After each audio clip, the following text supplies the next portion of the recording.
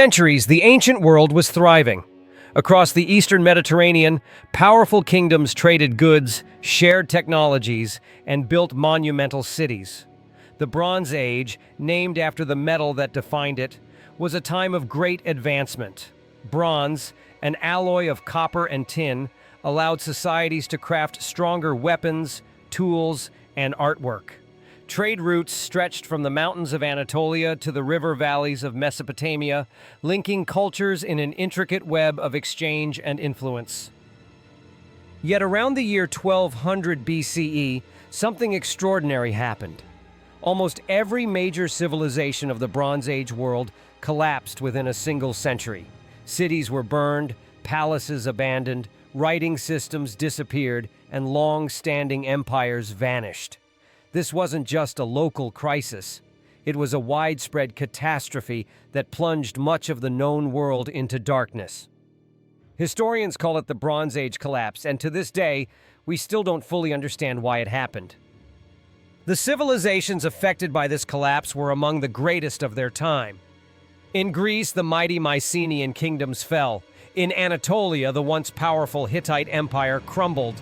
Across the eastern Mediterranean, cities of the Levant, Ugarit, Byblos, and many others, were destroyed. Even the great Egyptian empire, which had stood for centuries, barely survived. It's as if the world's first international age simply fell apart. But what caused such a widespread breakdown? Was it war? Was it climate? Was it internal rebellion, or something far more mysterious? To understand the collapse, we must first understand what the Bronze Age world looked like before disaster struck. The Late Bronze Age was an era of global connectivity, perhaps the first in human history. The kingdoms of the Eastern Mediterranean were linked by a network of trade and diplomacy. Letters found in the ancient city of Amarna in Egypt reveal that kings of distant lands wrote to one another, sending gifts and arranging marriages to secure alliances. The kings of Babylon, Hatti, Assyria, and Egypt referred to one another as brothers, a sign of their equal status and shared power. Trade ships carried goods across the sea: copper from Cyprus, tin from Anatolia, gold from Egypt, and luxury items like ivory, glass, and spices. The discovery of the Uluburun shipwreck off the coast of Turkey gives us a snapshot of this ancient trade. The ship, dating to the 14th century BCE, carried a cargo so diverse that it represented nearly every major civilization of the age. From its contents, we can see how interconnected the world truly was. However, this interconnectedness may have also made the system fragile. Each kingdom depended on the others for resources and trade. If one part of the system broke down, it could trigger a chain reaction that affected them all. This is the theory of a system collapse, when an entire network of civilizations fails because its interdependence becomes its greatest weakness. So what started the chain reaction? Some historians point to the mysterious group known as the Sea Peoples. These were bands of raiders and migrants who appeared across the Mediterranean around 1200 BCE, attacking coastal cities and kingdoms. They are mentioned in Egyptian inscriptions, which describe them as fierce warriors who came from the sea. Pharaoh Ramses III claimed to have defeated them in a great battle, but by then much of the eastern Mediterranean was already in ruins. The identity of the Sea Peoples remains one of history's great mysteries. Were they refugees fleeing famine or war? Were they pirates taking advantage of weakened kingdoms? Or were they displaced populations from collapsing societies themselves? Some evidence suggests that the Sea Peoples may have come from areas around the Aegean, perhaps from Greece or western Anatolia, regions that were themselves falling apart. Archaeological evidence shows that many cities were violently destroyed around this time. At Ugarit, in modern-day Syria, layers of ash and debris mark the city's final destruction. Letters found there tell of desperate pleas for help. One ruler wrote to the king of Cyprus saying his cities were under attack and that enemy ships had appeared on the horizon.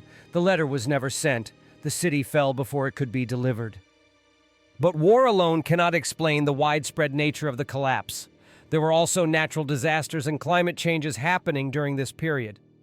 Droughts struck parts of the eastern Mediterranean, reducing crops and leading to famine.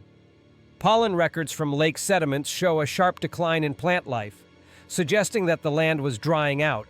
In regions that depended on grain imports, even a few years of failed harvests could lead to starvation. When food became scarce, people moved. Refugee populations may have migrated in search of better land, overwhelming neighboring kingdoms and destabilizing them in turn. This movement of people could have created the waves of chaos that we see in the archaeological record, the same chaos that gave rise to the Sea Peoples. Meanwhile, internal conflicts may have weakened the great powers from within. The Hittite Empire, for example, had been stretched thin by wars and rebellions. In Egypt, the later pharaohs of the 19th and 20th dynasties faced strikes, corruption, and political instability. In Mycenaean Greece, palaces that had ruled over vast territories began to crumble, perhaps due to revolts or civil war. When pressure from outside came, these states were no longer able to hold together. In a sense, the Bronze Age collapse may not have been caused by one single event, but by a perfect storm of disasters: climate change, invasions, migrations, famine, and the breakdown of trade and political systems. Each problem magnified the others, until the entire world system collapsed under its own weight. By around 1150 BCE, the great kingdoms of the Bronze Age were gone. The once mighty Hittites vanished from history. The palaces of Mycenaean Greece lay in ruins. The cities of the Levant were reduced to ashes. Only Egypt survived, but it too was weakened, never again regaining the power it once held. For centuries afterward, the Mediterranean entered what we call the Dark Age. Writing disappeared, large-scale trade ceased, and many technologies were lost. The world had to rebuild from the ashes. It would take hundreds of years for civilization to recover, until the rise of the Greek city-states, the Neo-Assyrian Empire, and eventually, the classical world we know today. But the collapse also left behind mysteries, questions that still puzzle historians and archaeologists. Who exactly were the Sea Peoples? How could so many great civilizations fall almost at once? And what lessons can we learn from a time when the world system itself failed? To answer those questions, we need to look deeper into the archaeological evidence, the written records that survived, and the stories of the survivors who lived through it. Because the Bronze Age collapse wasn't just a tragedy, it was also a turning point, one that shaped the world that came after. And that is where we'll continue in part 2, exploring the evidence left behind, the rise of new powers, and how this ancient catastrophe may hold warnings for our modern world. The collapse of the Bronze Age didn't just erase civilizations, it reshaped the world entirely. Cities that had been bustling centers of power and culture became ghost towns. Populations migrated, survivors adapted to new realities, and entire ways of life were abandoned. But even in destruction, there was resilience. Out of the ruins, new societies began to emerge, laying the groundwork for the next chapters of human history. One of the first regions to recover was Greece. After the fall of the Mycenaean palaces, smaller communities took over the ruins. These communities were no longer ruled by kings in massive citadels, but by local chieftains and councils. This decentralization may have helped them survive the chaos that had destroyed the Bronze Age kingdoms. Centuries later, these small, scattered settlements would evolve into the Greek city-states, or polis, that shaped classical civilization. In Anatolia, the collapse of the Hittite Empire allowed new groups to establish themselves. The Phrygians, for instance, moved into former Hittite territory, bringing their own culture and traditions.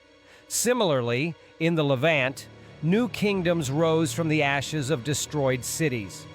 The Philistines, sometimes linked to the Sea Peoples, settled along the southern coast, creating a society that would later be referenced in the Bible. Egypt, though weakened, managed to survive the turmoil. The pharaohs of the 21st and 22nd dynasties navigated a world filled with refugees, raiders, and climate challenges. While Egypt never returned to its former glory of the New Kingdom, it maintained continuity, preserving much of the knowledge, religion, and administrative systems that would influence later civilizations. Archaeology has given us remarkable insight into this period. Excavations of ruined cities show layers of ash and destruction, while pottery and tools reveal abrupt cultural changes. In some places, previously sophisticated architecture and art vanish, replaced by simpler constructions and fewer luxury items.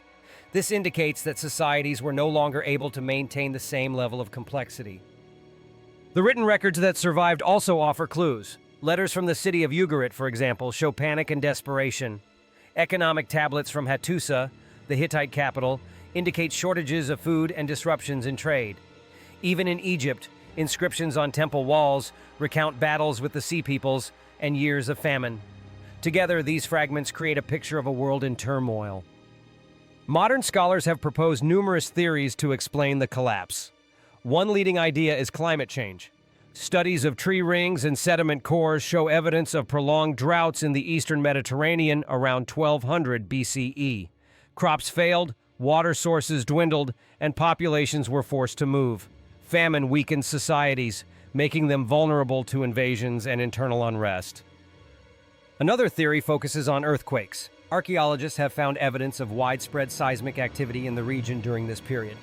Collapsing buildings and damaged infrastructure could have contributed to the sudden downfall of cities and kingdoms. In a world where survival depended on trade and agriculture, a single natural disaster could have cascading effects. The role of the Sea Peoples cannot be ignored either. Their attacks may have been both cause and consequence of the collapse. They could have been opportunistic raiders, taking advantage of weakened states. Or they could have been displaced populations fleeing famine or conflict elsewhere, creating waves of migration that destabilized the region. Some historians suggest a perfect storm scenario. No single factor caused the collapse. Instead, a combination of climate stress, famine, invasions, rebellions, and systemic fragility created a tipping point. Once the interconnected Bronze Age network began to fail, the collapse accelerated, and nothing could stop it. The legacy of the Bronze Age collapse is profound. It represents one of the first instances in human history where interconnected civilizations experienced a systemic failure. Societies lost technologies. For example, the skill of writing in Linear B in Greece disappeared for centuries. Trade networks collapsed, and cultural knowledge was temporarily forgotten. Yet the collapse also set the stage for innovation. The disruptions allowed smaller communities to experiment with new forms of governance, new technologies, and new trade practices. In the long term, these adaptations paved the way for the classical civilizations of Greece, Assyria, and later Rome. In a sense, the destruction cleared space for new growth and new ideas. The Bronze Age collapse also offers lessons for our modern world. It reminds us that interconnected systems, whether economic, political, or ecological, are fragile. Environmental stress, resource scarcity, and social upheaval can combine to produce cascading failures. Studying the past doesn't just satisfy curiosity about ancient societies, it provides insight into the risks we face today. Even after thousands of years, the Bronze Age collapse continues to captivate historians and archaeologists. Excavations are ongoing, and new technologies like satellite imagery and chemical analysis of artifacts are revealing details that were once invisible. Every discovery, from a charred city layer to a forgotten tablet, adds another piece to the puzzle of this ancient catastrophe. Ultimately, the story of the Bronze Age collapse is a story of resilience, adaptation, and transformation. It's a reminder that even the mightiest civilizations are vulnerable. But human societies have an extraordinary ability to rebuild and evolve. From the ashes of the Bronze Age, the foundations of the classical world were born. And with them, the cultures, ideas, and innovations that continue to shape our world today. The Bronze Age collapse may remain partly a mystery, but its echoes are clear. It is a testament to both the fragility and the enduring strength of human civilization, a warning from the past and a source of inspiration for the future.